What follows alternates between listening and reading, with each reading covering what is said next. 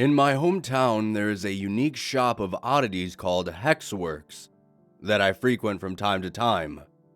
It's an old-world boutique that specializes in niche products that I describe as being vintage style with a modern spin. Their items include cloaks, pocket watches, lapels, bizarre art prints, lavish jewelry, Victorian home decor, among other curiosities. Let's just say it's a great place to visit if you're ever putting together a steampunk cosplay. Hexworks is, without a doubt, my favorite place to window shop. But I rarely leave with anything. The prices are high, rightfully so, and though I love the selection, I can't really say I need anything they have to offer. It would be different if I were a convention goer or financially stable enough to justify such luxury purchases. But alas, I'm neither. Instead, I relax in the shop's tranquil atmosphere and drum up business for them whenever I get the chance to talk about the place. It's a mutually beneficial relationship. One day, however, a new product arrived at Hex, one that I couldn't help but gush over. There, sitting on an easel behind the store's front window, was a large, handmade, one-of-a-kind Ouija board. The woodwork was beautiful, and the text was striking. It was crafted so elegantly that I couldn't help but be captivated by it. I had to know where it came from and how much it was going for.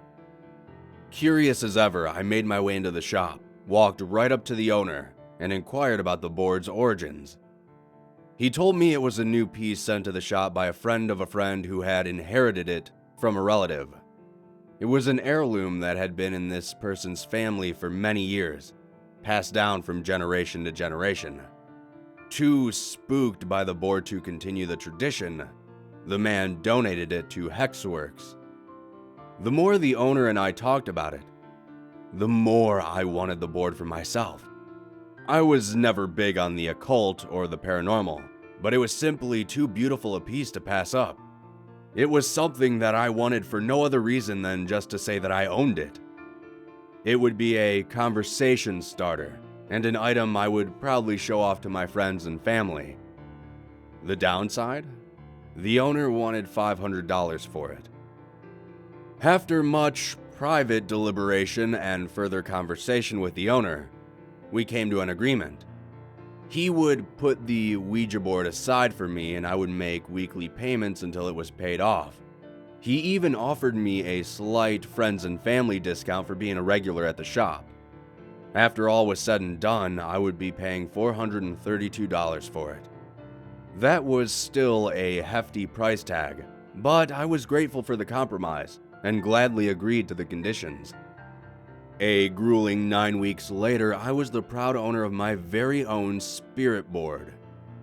It came in an equally well-crafted wooden chest, upon which the word Ouija was etched, along with what was presumably the year it was made, 1913. Upon opening it up at home, I noticed a few extras that came with it. Inside the chest, alongside the board, was an ivory planchette, an empty picture frame, and a small, faded pamphlet titled User Manual. The pamphlet's contents consisted of diagrams and instructions over-explaining the use of the board. It more or less boiled down to place your hands on the planchette and wait for it to move. What I found peculiar was a section towards the back of the manual with a heading that read, Cheat Sheet. It went something like this. Want a simpler way to see your loved ones in the afterlife? Fear not. We have just the solution. Introducing the Ouija board cheat sheet.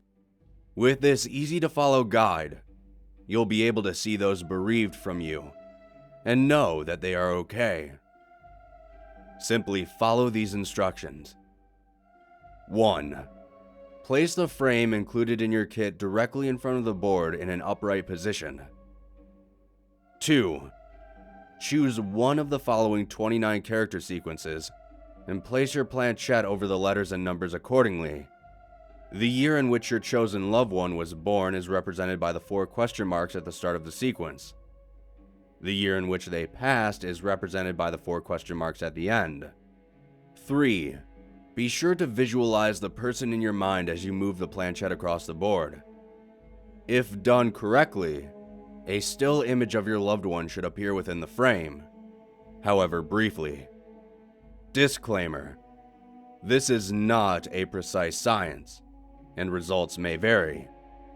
Each string of characters works differently depending on the person, the time of day, and the area in which you are located relative to the spirit realm.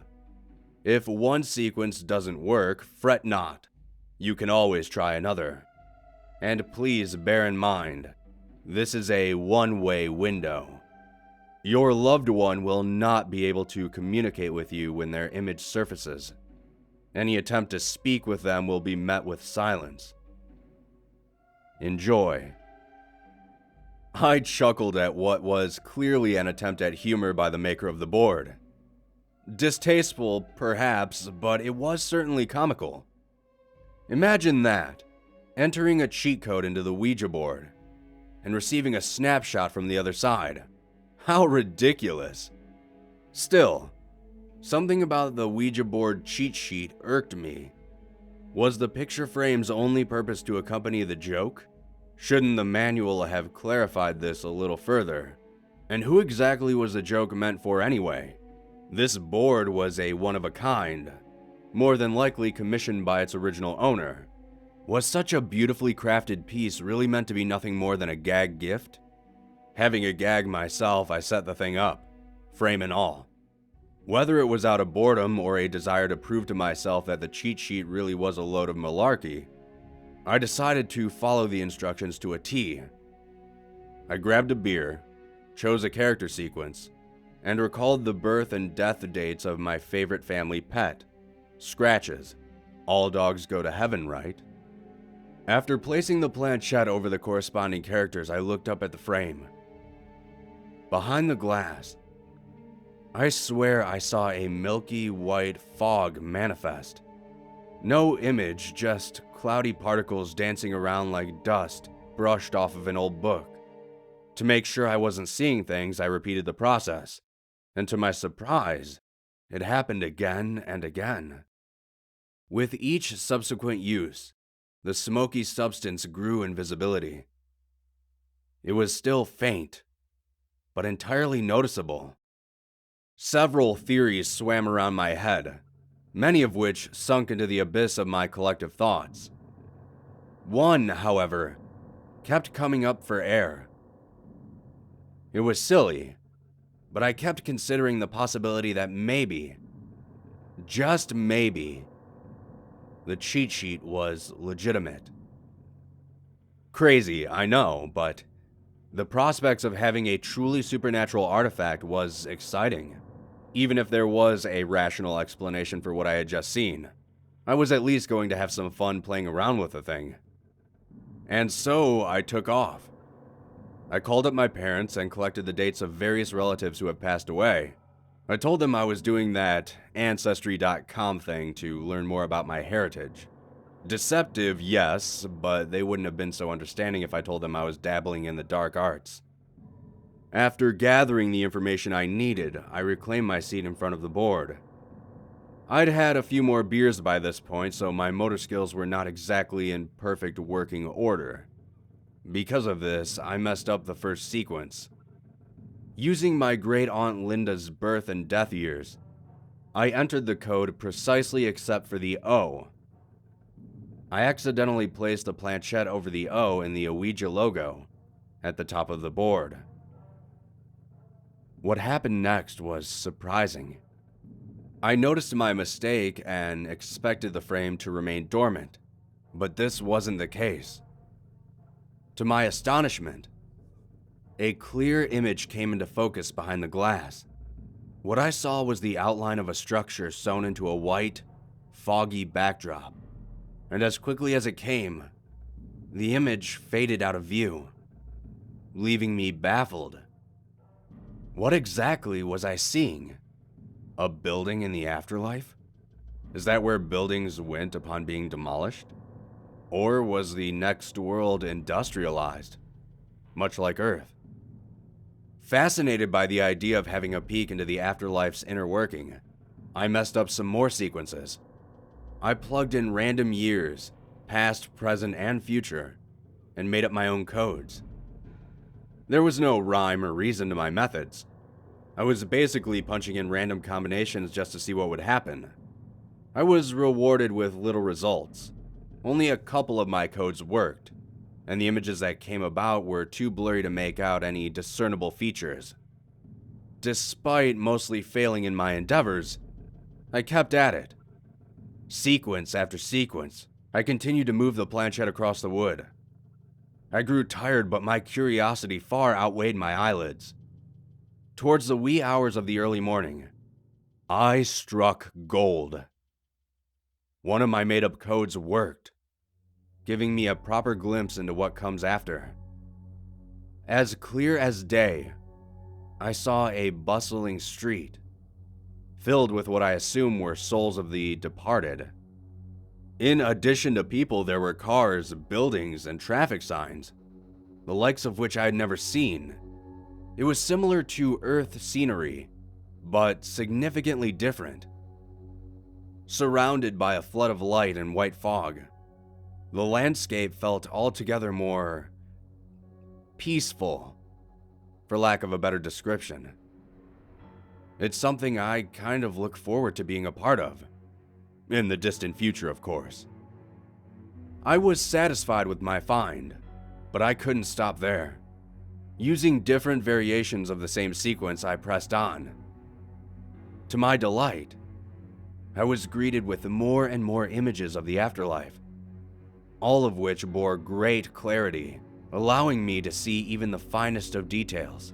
Here are some of the things I saw. Skyscrapers, far taller than their earthly counterparts. Transparent bridges, connecting various parts of the community. Bioluminescent trees and wildlife, mostly scattered about, but I did see one large forest. Glimmering pools of water around every corner. Strange weather patterns. Every now and again I'd see clouds, but they were always changing color from image to image. With every sequence, I'd find something new and unusual on the other side. I was an explorer of sorts, discovering vast sections of land in uncharted territory. This was now my hobby of choice. Unfortunately for me, it was one that wouldn't last. In an attempt to take things a bit further, I grabbed a camera, a pencil, and paper. I would record my findings and write down points of interest. I was more or less setting out to make a map of the afterlife. It would be a tough project, but one I would most certainly enjoy. Now, by this point, it was around 8 o'clock in the morning. I had been at it for about 9 hours straight, and I was more than ready to take a break and catch some shut-eye. I decided it would be best to start my cartography project after a quick nap, but I wanted to try one more sequence before I went to bed. I made up another variation of the jackpot code, and I entered it into the Ouija board. I then watched with bated breath as the familiar white particles came together like puzzle pieces to form another heavenly landscape. The anticipation was torture. I felt like an addict, biding my time as I waited for the heroin to take effect. I might have been a little obsessed, but at least the way I got my kicks was harmless, or so I thought. Just as I was about to receive my fix, something strange happened. The pieces of the image swirled around at high speeds before revealing a blank, dark background. White letters then faded into view, creating a very clear message. Stop. Perplexed, I tried another sequence, then another, and another. Each time I was greeted with the same word. I even tried older codes that I knew worked, but to no avail. For a whole hour, I tried and tried, begging the board to work again, to restore its supernatural properties. Eventually, I got one code to work, but not in the way that I had hoped. Upon using the code, old images resurfaced, cycling backwards like slides on a projector. In every one of them, something was amiss. It was distant at first, but as the frames cycled through the images, it came closer to the foreground. It appeared to be some sort of shadowy figure, pitch black and faceless, much like a black cloak suspended in the shape of a person. Within a few moments, things took a turn for the worst. The darkness stayed, but the scenery changed, from the afterlife to this life. I saw still frames of my family and friends here on Earth, the shadowy figure always looming behind them. I helplessly watched as it creeped up on them, inching closer and closer to them. I was horrified. Before the figure could reach out and touch one of my loved ones, the slideshow ceased. For a moment, the frame was empty, void of the horrors that once danced behind its glass. I was granted pause, but not for long. After a moment or two, one last image filled the frame. It was me, sitting in front of the Ouija board, just as I was currently doing so. I might as well have been staring at a reflection. Standing directly behind me, however, was the shadowy figure. It reached down and touched the back of my neck. I felt its cold fingers slide across my skin. Breaking free of my initial shock, I jumped up and ran for the door. I left my house, tired and terrified. I didn't return until the following day. After everything that's happened, I can only guess that I pissed off some supernatural being by poking around its home. I saw things that I never should have been able to see, and I overstayed my welcome, breaking some sort of otherworldly law in the process. I've since disposed of the board, but my experience has stayed with me. I'm always looking over my shoulder and constantly checking on my family and friends to make sure they're okay. So far, so good. Though I'm alive, I can't help but feel I'm closer to death than I've ever been. Yesterday, I almost walked into oncoming traffic. A passerby had to pull me back. This morning, I felt the elevator at my work wobble a bit and I swear it was about to fall. Maybe it's just paranoia. Maybe I'm just shaken over what I saw and felt. No matter what's going on, I'm going to play it safe from here on out. Oh, the moral of the story? I wouldn't mess around with Ouija boards if I were you.